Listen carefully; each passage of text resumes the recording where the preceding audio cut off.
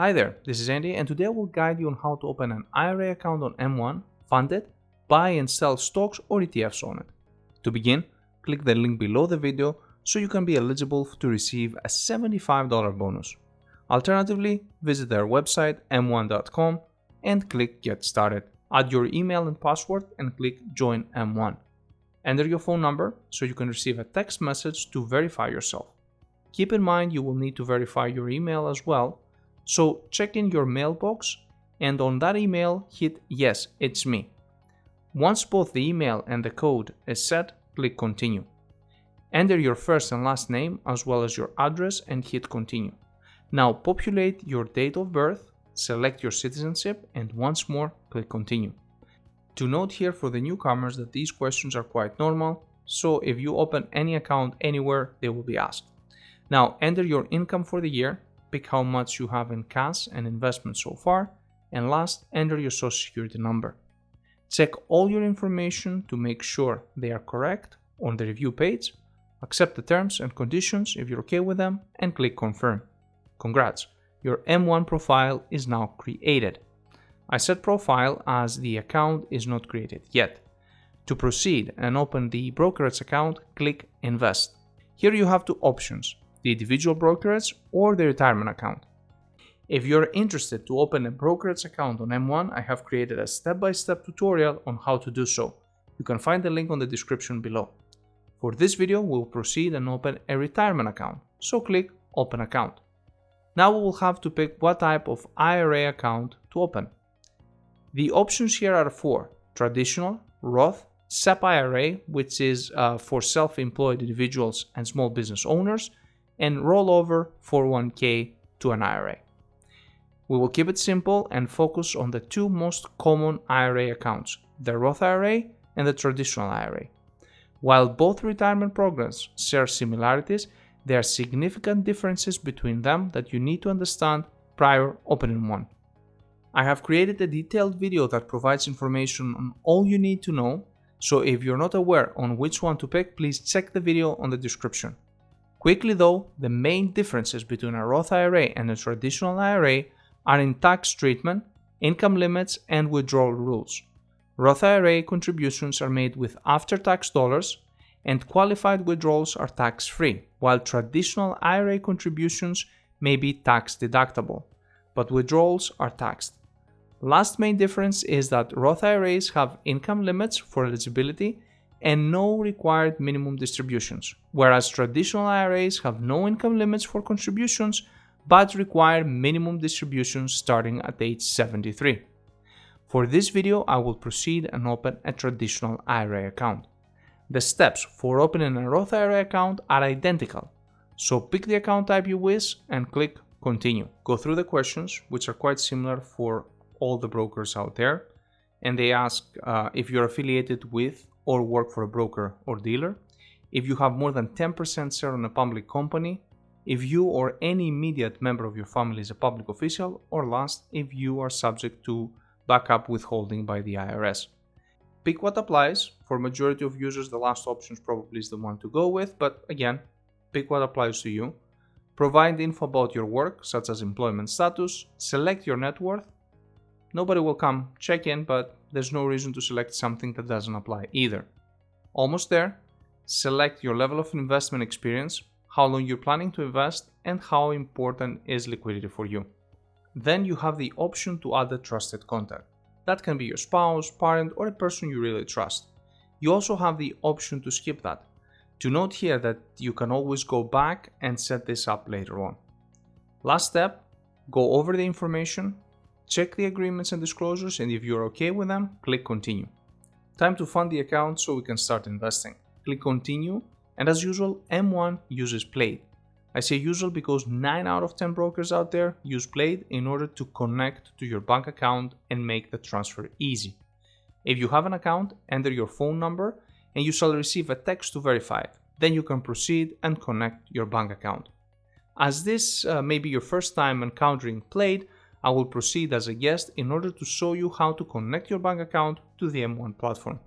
Hit Continue and then enter your phone number so you can set up an account. Then select your bank, I will pick Capital One as this is the account I use for these demo accounts. Log into your bank account and you shall see the following message. M1 Finance would like to access your account information.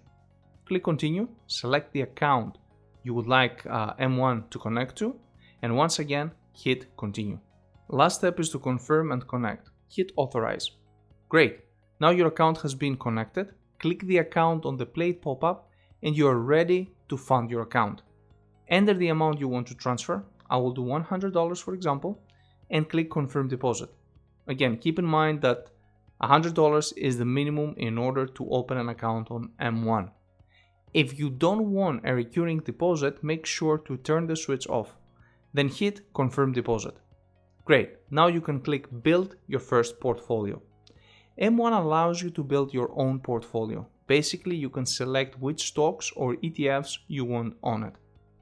They provide the sectors and the number of assets in it so you can select which ones you want to invest in. I will randomly pick 5 stocks from the list and hit Add. Now you can see my chart with all the 5 stocks I selected.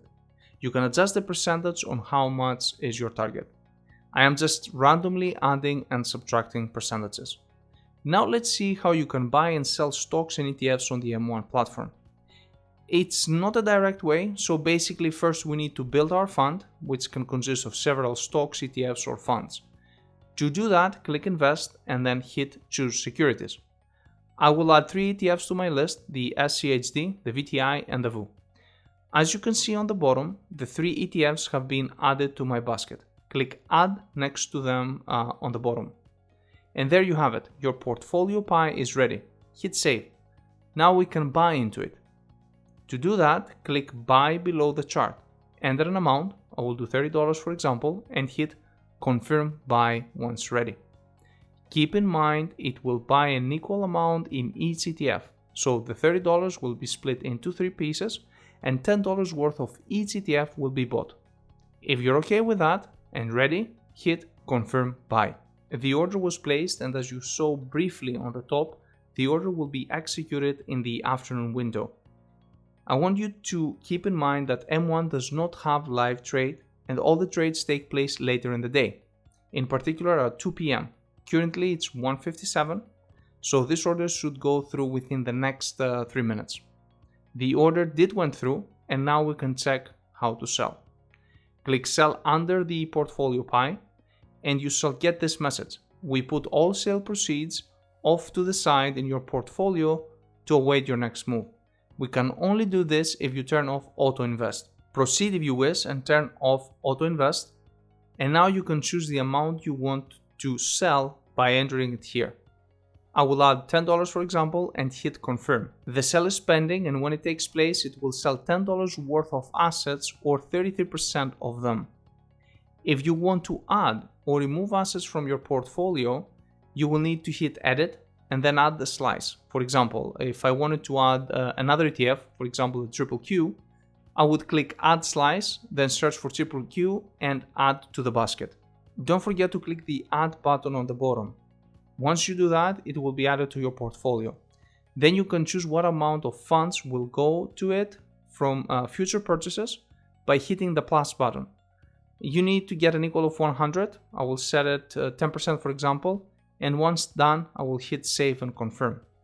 The next time you add funds, money will go towards that ETF as well. Stocks work in a similar way as well. Last, I would like to mention the rebalance button. You can rebalance the account here automatically by buying, selling slices to return your pie to its targets or by adding more funds on the new stocks or ETFs. For beginner traders or passive traders, both options are quite good. Now that we know how to buy and sell assets, let's see what else the platform has to offer. They have the Earn program, which allows users to receive a 4% API.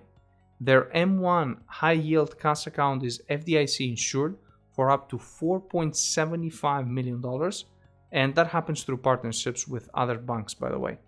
They offer a credit card which you can get up to 10% cash back, and I believe that sounds too good to be true, so I need to check the reward tiers.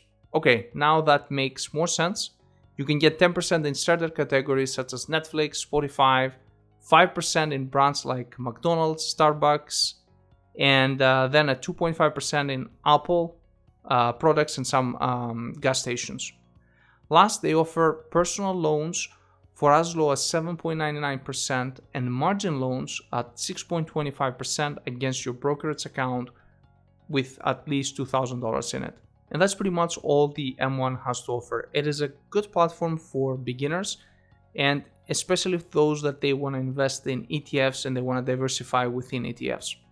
I hope that this video helped you to create an account on M1, fund it, buy and sell stocks or ETFs, and navigate the platform.